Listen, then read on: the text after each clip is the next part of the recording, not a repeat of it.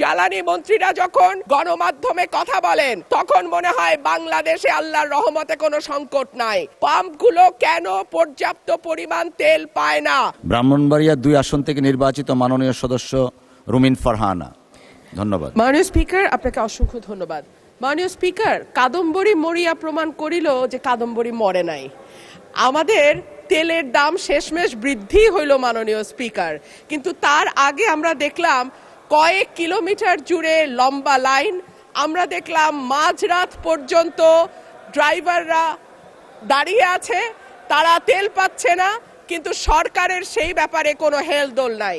আশ্চর্য হয়ে লক্ষ্য করলাম মাননীয় স্পিকার, মন্ত্রীরা যখন সংসদে বক্তব্য দেন তখন তারা অবলীলায় বলেন বাংলাদেশে জ্বালানির কোনো ঘাটতি নাই, কিন্তু মাননীয় স্পিকার যখন তেল নিতে যায় তখন দেখা যায় 3 কিলোমিটার লম্বা লাইন। মাননীয় স্পিকার, সরকার সম্ভবত কিছু পদক্ষেপ গ্রহণ করবার ঘোষণা দিয়েছে। তার একটা হচ্ছে মার্কেট প্লেস 7টা বাজে বন্ধ করে দেয়া। চমৎকার সিদ্ধান্ত মাননীয় স্পিকার, তবে মনে রাখতে হবে কেনা কাটা বা শপিং যেটুকু হয় সেটুকু সন্ধ্যার পরেই হয়, তার আগে হয় না। 2 হইল অফিস আদালতের সময় বলে পরিবর্তন করবে। 5 দিনের জায়গায় 4 দিন বা 3 দিন তারা কর্মঘণ্টা ঠিক করবে। কিন্তু প্রশ্নটা হচ্ছে যদি জ্বালানির কোনো সংকটই না থাকে তাহলে এত লম্বা লাইনই বা কেন?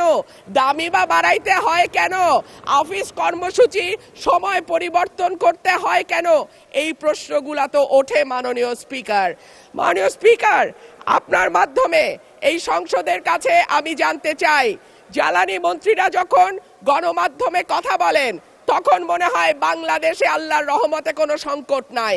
ওনারা যদি পরিষ্কার করে বলেন বাংলাদেশে বর্তমানে কত দিনের অকটেন ডিজেলের মজুদ আছে, কতদিন চলতে পারবে, পাম্পগুলো কেন পর্যাপ্ত পরিমাণ তেল পায় না?